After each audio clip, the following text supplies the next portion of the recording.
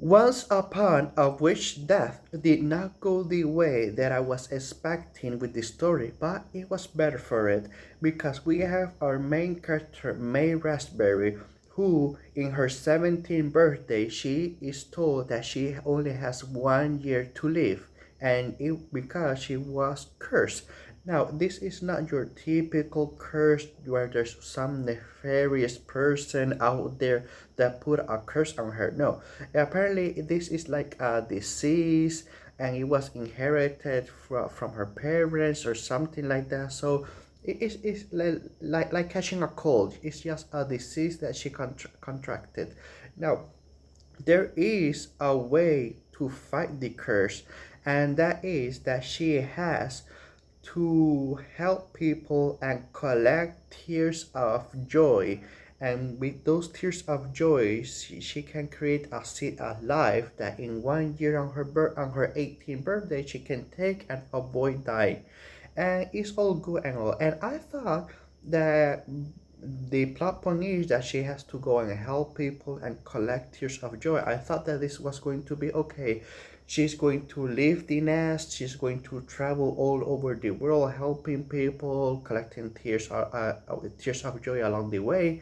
But no, she, throughout the entirety of the season, she stayed in her hometown of Lapis, and she did help a couple of people here and there along her daily life, helping old granny, helping an office worker, helping a close friend of her, and create and collecting pure tears of joy. But I thought to myself, okay, she has to collect a thousand, not 100, 1,000 of those tears, and there are just so many people on town that needs that type of help to collect tears of joy. There's have to be a point where she's going to have to travel at least someplace else, and technically it does happen, but only by the literal last minute of the last second of the episode 12, where she finally decides, okay, I have to go and help people and do a certain mission along the way. But it's all good. And because she was helping so many people in her, at least in her hometown of Lapis, she received the nickname the Witch of Lapis. Now, in this world, you a witch is considered a more real witch, a more pristine witch, if she received a nickname. There's the wish of emotions, the wish of knowledge, and the wish of beauty, and so on. So when a witch receive a nickname, they are considered a higher level. Let's just say.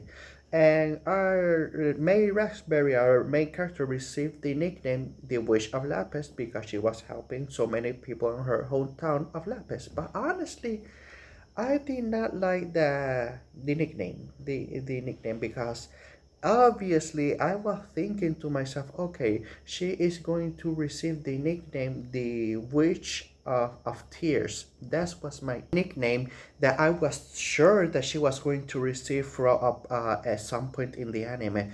But the Wish of Lapis just doesn't have a ring to it. The Wish of Tears, that sounds much better. And yes, the when she is helping people and everything, yes, the most of the time is very heartwarming, very kind, and heartwarming, kind, and tearful with the way she's helping people with their struggles. But not everything is rainbows and sunshine. No, because there's a couple of episodes that are here and there throughout the season that takes a more serious and even dark turn, where without spoiling anything, let me just say that there was one episode where May gets really badly hurt, And let me just say, certain body parts should not bend that way. It looked nasty, it looked painful. I'm very surprised that, well, with magic, but I was very surprised that a body part damaged that badly could be healed. Oof, it was painful to even watch. I'm not going to show the image because I don't want to. It was oof. But that's mostly the general story. Let's talk about Meg Raspberry herself. Now, Meg is a very good main character because even after she hears that she only has 1 year left to live, she is taking it quite well. She's not spiraling into doom and being all depressed. No, she is gung ho. I'm going to live. I'm going to help people along the way and create the seed alive to not die in 1 year. And even the anime, because even I was thinking to myself, okay, why did her master and mother figure, why did she only wait 1 year before telling her that she's going to die?